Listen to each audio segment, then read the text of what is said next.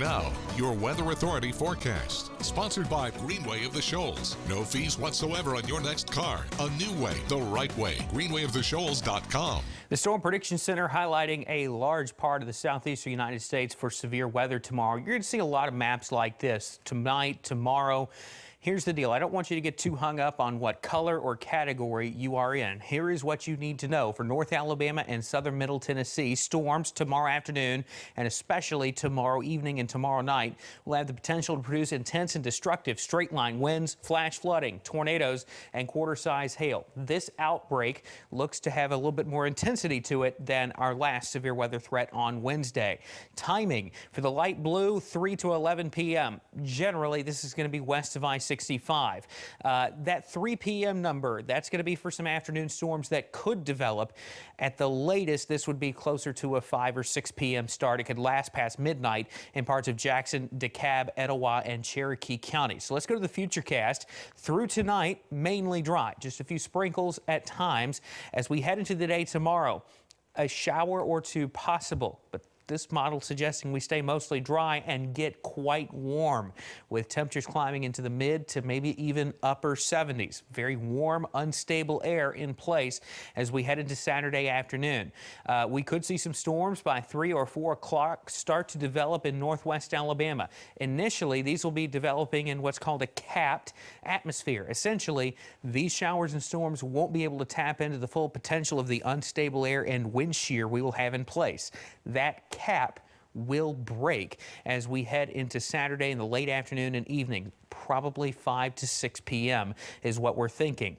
So by this point, a big cluster of storms is pushing into northwest Alabama. That'll have a significant damaging wind threat and a tornado threat, but we'll also have to watch these storms that develop out ahead of that main cluster for the potential for severe weather as well. But we'll have potentially 1 or 2 broken lines of storms as we head through Saturday night, and all of these storms will be capable of producing really intense winds as well as tornadoes and some hail, and those storms could last in parts of northeast Alabama past midnight. So this could be a pretty late threat. And with all the rain we're talking about, we could have a flash flooding threat as well.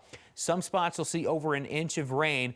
The model's not going to get this perfect here, but you can see some of these yellow stripes. That's 2 inches or more. And I do think there's a chance that the line could stall out a little bit across parts of Jackson, DeKalb, and Marshall counties as we head into Sunday morning. The severe threat would dwindle, but the heavy rain could continue there a while, so there could be some flash flooding issues. The good news is we finally get some colder air rushing in behind all these storms as we head into Sunday.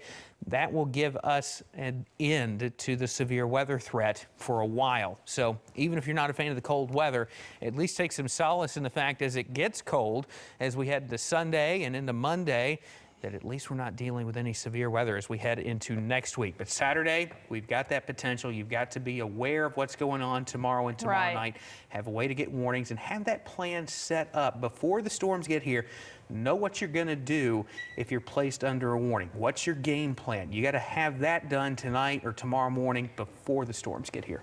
Absolutely, and I'd say the biggest thing is go ahead and check on the storm shelter you know that you would be going to make sure they're going to be open tomorrow. Everything, like you said, is in place, but they usually post that on Facebook. That's super important to check before it gets to the moment you drive there. It might be locked. So. Check your storm shelter, and if you're someone who does shelter at home or wherever you plan to be for New Year's Day, just make sure you know where to go. Wherever you're going to be, know your game plan if you're placed under a warning, especially overnight Saturday, because we could have some storms that linger around pretty late. Absolutely. Thanks, Alex.